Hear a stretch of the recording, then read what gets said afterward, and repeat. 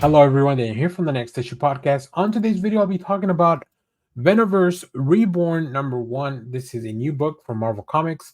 It's part of a whole new kickoff, an event that's coming in the Venom world. So let's talk about the creative team before we get into this. This has three different stories.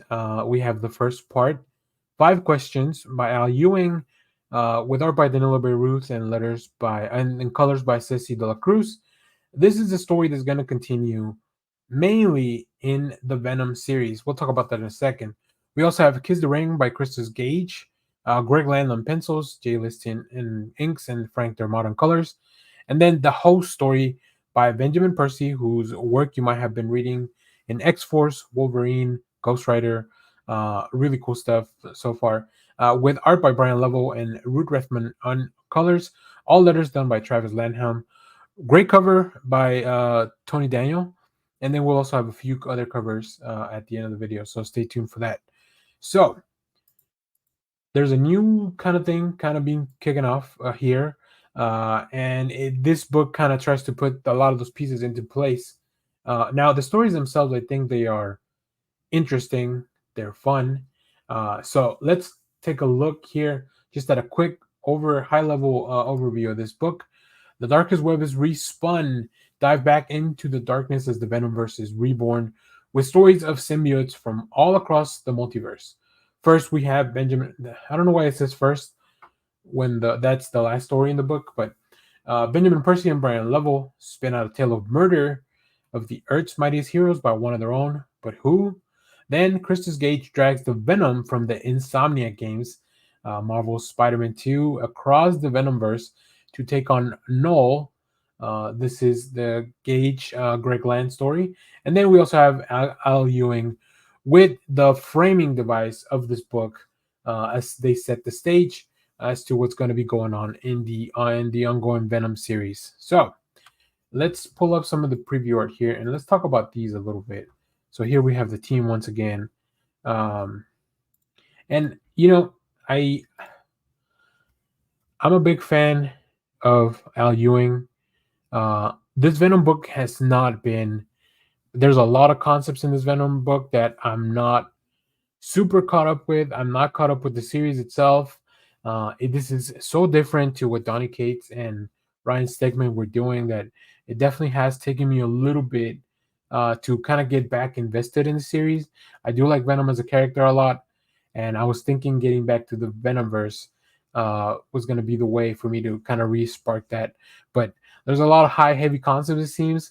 As you can see, we're talking to a hand. We're asking questions of this hand. So I think this is looking interesting. This might be something that I revisit in a collection. So now let's pull up. This is from the second story, Kiss the Ring, with Gage and Land. I really like the look of the Venom from the Insomniac games. I was not very familiar because I haven't played that game yet. And this is Greg Land art, and I think Greg Land art, you either take it or you either like it or you don't. It definitely feels like the same style now, just applied to Venom. Like this, this KNULL is not my favorite rendition, especially after seeing what Ryan Stegman has done with the character. So it's really interesting to see KNULL back in the pages for sure. But this is kind of a flashback that maybe like a retcon that they're trying to slip in there, which is interesting at least. I will say that. And then let's talk about the last story here.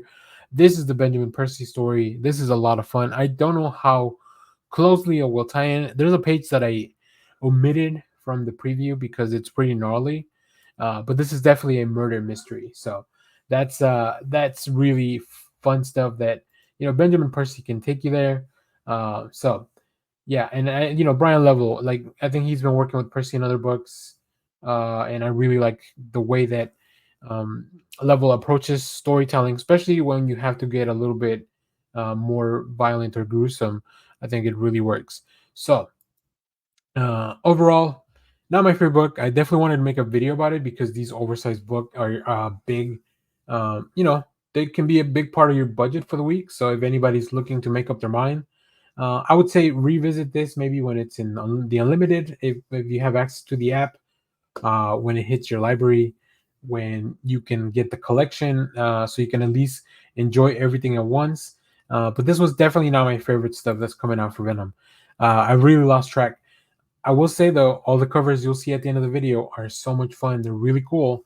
So Venom always has that going for himself. I think the fact that Venom just looks cool. So let me know, what did you think about this story? Are you excited for this Venomverse Reborn things that are kicking off now?